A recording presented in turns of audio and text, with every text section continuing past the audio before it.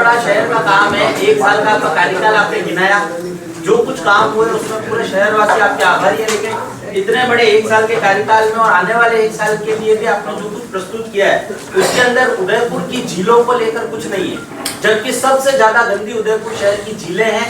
आसपास की जितनी भी होटलें हैं, जितने भी पर्यटन आ रहा है वो इन झीलों के आसपास ही आता है और वहां से नाक को ऐसे करके निकलते हैं वहां के टूरिस्ट। उसके लिए न तो इस पूरे दोनों पेज में कहीं पर भी एक शब्द नहीं लिखा है।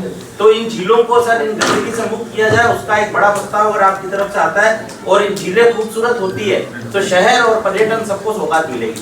ऐसा है कि आपका मुद्दा आपकी बात वाजिब है, लेकिन मेरे स्वभाव में ऐसा बना हुआ है कि इतना बिखेरानी कर दो कि समेट दे।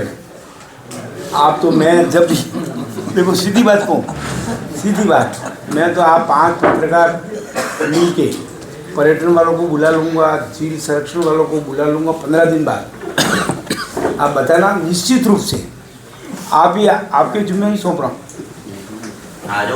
नहीं आप नहीं आऊँगा, लेके आऊँगा, आप सुन लेके आऊँगा, पर तारीख मैं आप 2 दिन का टाइम देना। उस दिन झील वालों को बुलाऊँगा, उनको बुलाऊँगा, क्योंकि देखो हमको तो जिधर ज़्यादा साफ दिखता है, गंदगी भी दिखती है, ऐसा नहीं है, लेकिन उससे अभी तक वाकिफ नहीं हुए और उसको छेड़ना इसलिए चाहते हैं कि हमने पूरी इतनी लंबी लिस्ट है कि हर कदम पे क्या कहते हैं बैरियर है।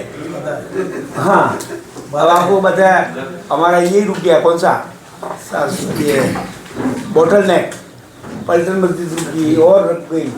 अब क्योंकि काम करने वाली थी इन सालों में 180, हमारे तो छुट्टी होती नहीं है। रविवार कब है आपको सर प्रमुखता से लिया जाए, मेरा अरे मैं आपको हमारी लाइफ लाइन है, इसी से हमारी पहचान मैंने आपको एक जिम्मेदारी दी है।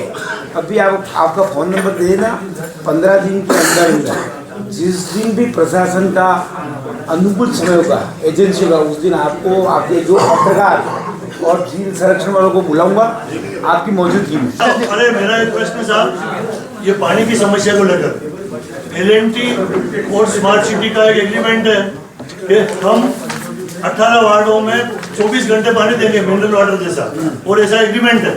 कई लोग जानते भी नहीं इसको।